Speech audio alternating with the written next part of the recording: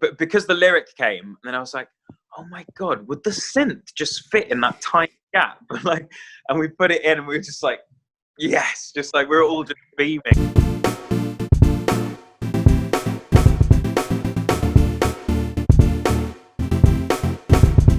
Hey guys, James Wilson-Taylor here for Roxanne with our latest video call, catching up with everybody while we're all stuck at home at the minute. I'm delighted to say from Enter Shikari, Rou's on the line right now. How are you, Rou? Hello. Yeah, I'm okay, thank you. You? Yeah, not too bad, man, not too bad. That is how I'm starting all these off at the minute, I think, just checking. Are you okay? You're safe? You're happy where you are? I'm healthy. I have my health, and so do my loved ones, so, you know, I cannot complain. Absolutely. Good attitude to have, man. Certainly cannot complain there. Well, it's an exciting time to talk to you, of course, because this new album is imminent at the time of recording. It's on the way. We've heard it. We love it. It's really, really great. And loads of stuff I want to dive into on it, really. Let's kind of start with the obvious point is the title. Nothing is true and everything is possible. Very appropriate for the current news cycle and everything, I believe. Why did you settle on that as the title for the overall record? Well, yeah, the title usually comes last by quite a long way. It's normally a frenetic, like, oh God, what are we going to call this beast sort of thing once it's all done. And that lyric basically just jumped out. So it's a lyric from the song Waltzing Off the Face of the Earth. And it seems like the album sort of became about possibility and the sort of dichotomy that's within possibility, because we normally think of the word possibility as something quite positive, you know, the future, what are we capable of? But I think the last 5 years, or maybe even sort of 10 years, the last decade has taught us that we've just, now what's possible is almost quite scary. Like, we've had shock after shock after shock. And what we're going through now is just another extent of how far we're drifting from what we perceived as normality, and just how odd and terrifying things are becoming. So the album tries to look at both aspects of possibility. Like, it's like if our last album, The Spark, was all about sort of exploring human vulnerability, and this one's all about human possibility. Yeah, it's funny you mentioned The Spark as well, because I remember talking to you around that time, and you were talking about whatever came next, you didn't want to feel like you were repeating yourself, and you didn't want to repeat even talking about some of the same themes you were talking about lyrically and stuff, whether they were political or otherwise. What I think is really great about this album is that you've sort of kind of expanded it. You're talking in specifics in places, but this is really about the world at large, this record. Would you agree? Yeah, it's much broader. Like, I think with The Spark, I was almost like coerced into writing that because I'd just gone through, like, you know, a year that was pretty much the most difficult in my existence, just a year of hardship. It was like I had no choice. I had to write about it. I had to sort of process it, and you know, that's what inspired the whole album. Whereas this one, I like actually sat down, and my life is so much better now. I'm much more sort of comfortable and stable, and so I had like the freedom to say, well, what do I want to write about? Like, what music do I want to make? And that made it much sort of further reaching and broader in its lyrical approach, but also in the music, I think, as well.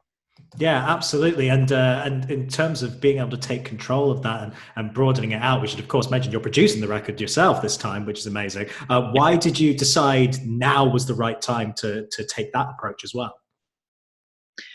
I think I just like learned enough to think I could wangle it. Right. The weird thing with like producing is like, it's kind of a catch-22. It's like if you haven't produced something and had the validation from producing something, then you feel like you can't really step into those shoes.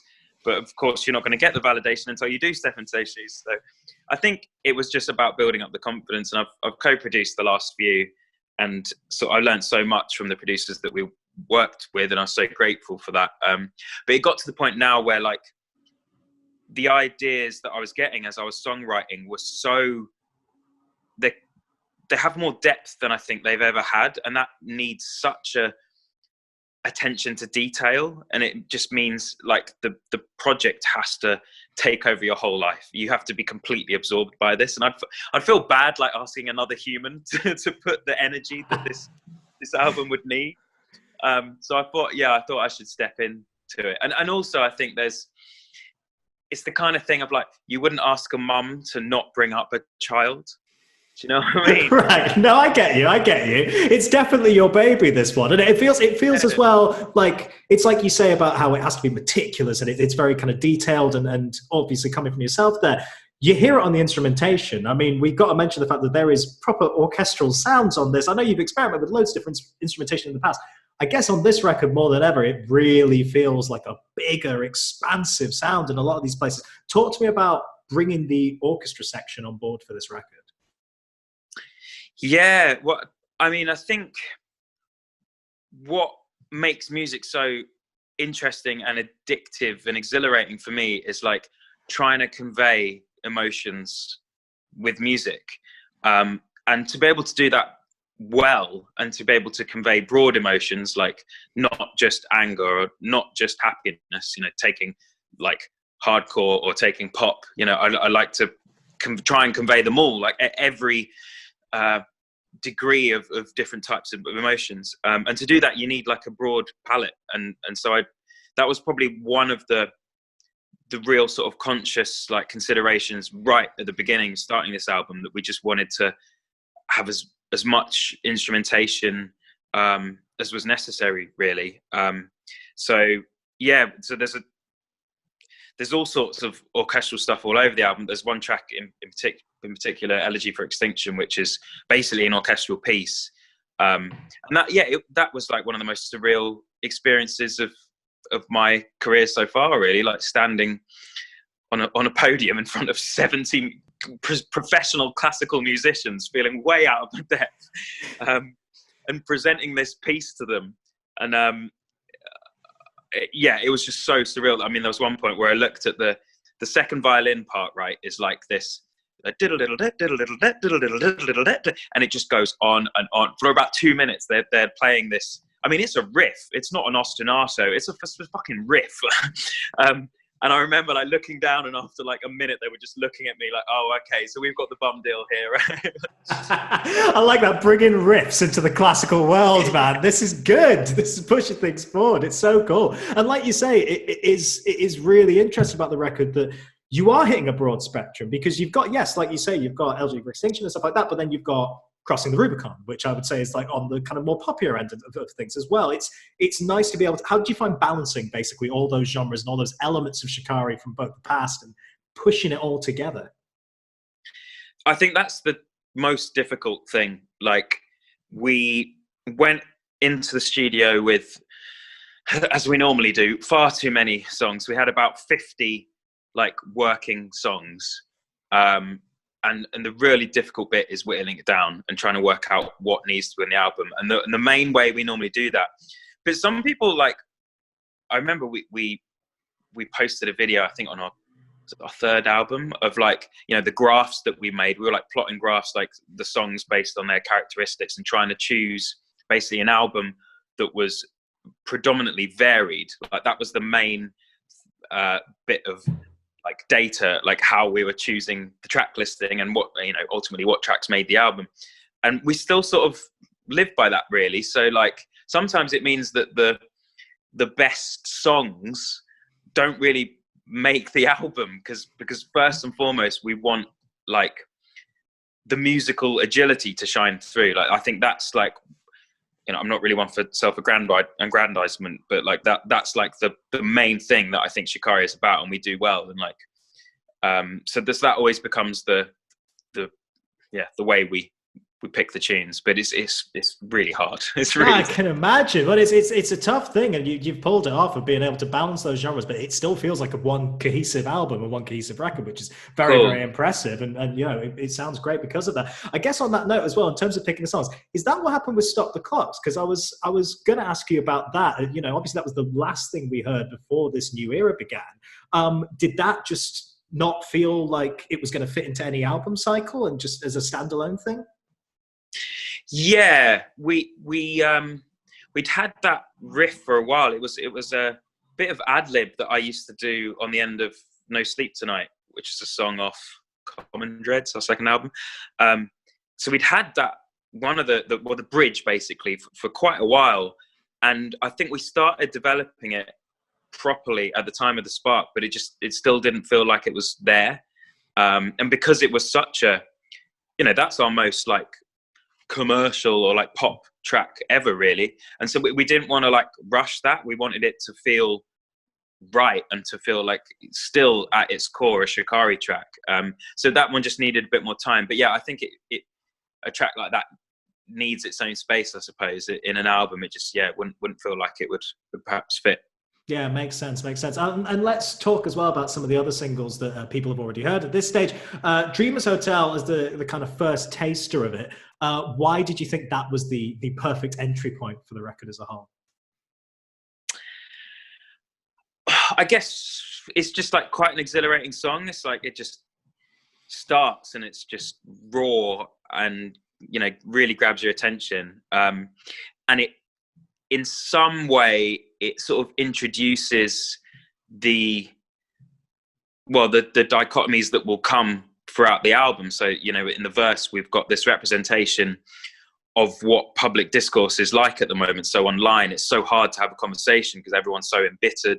Everyone's so like uncharitable. Like we all think that everyone else is acting in bad faith and, you know, trying to get us rather than have a conversation. And it just makes for this really horrible atmosphere of distrust. So that's what the verses are trying to convey, really. And that's why there's kind of no harmony there at all, which is very, very odd for Shikari. Like harmony, I see as probably the most important thing, like even more so than rhythm in terms of how I write Shikari's music. And because it just seems that's what it sometimes appears to be like in the world. There's just no harmony. There's no social trust. It's very difficult.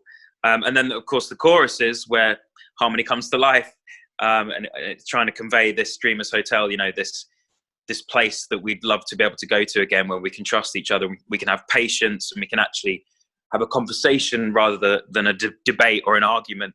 And this place where dreamers go. Yeah, and the music video, of course, seems to really reflect those themes as well. And again, talking about these kind of meticulous details, it's a very detailed, very artistically well put together video. I imagine that was quite a collaborative process with you guys and the director on that one. Yeah, so Polygon's great. So we worked with them with Stop the Clocks. So it was the first time we'd met and just got on so well. And the way we develop ideas together just felt really natural and encouraging. So it was a no-brainer to do that again. And it means we get to go to Paris, which is obviously lovely. And it was a really cool shoot. It was a 2-day shoot, just trying to make this odd kind of hotel, but in like this mammoth sort of sterile void that was, you know, trying to sort of represent how kind of lonely I guess it can feel sometimes when you're a person who likes to think of themselves as a dreamer or an optimist or a, you know, can't we all get along type of person. We need more of those people, man. We need some more dreamers out there, for sure. In terms of the tracks that people have already heard as well, so we've got The King and we've got T.I.N.A or T.I.N.A. Which do you prefer in pronunciation of that one? Whatever you like, yeah. Okay, we'll go with both. Let's start with The King. First of all, what was the writing process like behind that particular track? The King, oh mate, that one was a bastard. It was the last track. It was so close to not making the album. It was done right up to the wire. It went through 5 different choruses before we settled on this one. Just nothing felt right. And I think that, again, the amount of detail that went, so the drum production, there's like 4 different snares and they're all like, we haven't used samples whatsoever. So this is all our own drum kit, like with different tuned snares, different, you know, processed in all sorts of different ways. So like, I was really happy with the drum sound across this whole record, really. And yeah, it's great because it's kind of nostalgic as well. Like the chorus is almost, dare I say it, like a ska punk thing. And like, I just love it. There's so much energy. Yeah. I can't wait to play that one live. It's going to be so much fun. Yeah, I'll bet that one's going to absolutely go off for sure. Let's talk about T.I.N.A as well then. Like, again, what was the writing process behind that? And why do you think that one in particular was one you wanted to get out there before the record as a whole? I think it sort of proved to some degree of what we've been saying about how this could be the definitive Shikari record. So a few years ago, I wrote Dear Future Historians, which is a book which lays out all the lyrics of our whole discography. And then there's an essay for each song, which explains the meaning behind the lyrics and everything. And that was as a person who's like very fidgety and always looking forward and always looking for the next thing. And we've almost never really looked back. And that was the first time I was like forced to sit down and look back, because I had to, well, some of the tracks I had to research what the hell I was on about, because I couldn't remember. So there was a lot of like time I spent like looking back through our career, really. It just gave me that sense of scope of what we'd done and what we'd achieved. And that made me want to make an album that had a little sort of tip of the hat to every era of Shikari, and really felt like a good in. So if a Shikari fan is introducing us to a friend, I think this now could become the album that contains everything that we've ever sort of tried to do. So T.I.N.A felt like a good way to prove that. I suppose. I think it had it's synth, a very sort of early trancey kind of. There was a lot of acid house and rave influences on this album, not just musically, but also like thematically and sort of the social commentary of the late 1980s going into the 90s, where we just sort of started living through or moving into this neoliberal worldview, the death of society and all that kind of thing. And rave was a way that people wanted to feel community again, because they lost that sense of community in their local communities. Politically, it was a really interesting time and inspired a lot of the music on this record. And T.I.N.A's definitely a forefront in that area. For sure, man. It definitely makes sense, and definitely a great entry point. Like you say, like all the singles have been, really. And it's interesting you say about kind of encapsulating all eras of Shikari and little references here and there. One, I almost don't want to give it away because I loved it so much. You know what I'm going to say, don't you? In Crossing the Rubicon, the little Labyrinth reference really, really made me smile. Talk to me about throwing that one in there. I mean, that was exactly what happened. Basically, I think, but because the lyric came, and then I was like, oh my God, would the synth just fit in that tiny gap? And we put it in, and we were just like, yes, just like we were all just beaming, like, because that little nugget of like nostalgia. It's just like, and it's such a, Labyrinth as a song is all about like navigating the sort of harsh realities of life, and then to bring that back in a song, Crossing the Rubicon, which is kind of the same. It's all about perseverance. It's all about being bold, taking bold steps, not looking back. And it was just like, oh my God, this just makes so much sense. I can't say I planned it, but like it just all came together. It was lovely. It's almost like a little, like, on DVDs, you used to get little Easter eggs hidden here and there, like a little touch for fans. It was like, what's that? I need to rewind that back. What's that? Yeah, it was the reference. I like it a lot, man. Very, very cool move. Obviously, we've got the tour to look forward to now, which is really exciting. I know, like, you guys put out a really lovely statement about, of course, it's a strange time to kind of be celebrating live music, but I think it's kind of more important than ever that people have things like that to look forward to. You guys must be really excited about getting back out on the road again, I'm sure. Yeah, absolutely. Like we didn't have any UK festivals planned this year, and very few European ones, because we wanted to basically use the whole of this summer to program and plan and prepare this tour, because we really want to step it up in terms of like the show that we're putting on. And obviously now, like, who knows how many festivals are even going to go ahead, so we don't feel like we're missing out too much. But yeah, it's going to be, first of all, hopefully it's going to go ahead. Who knows? We might have the second wave. We might be in the same position.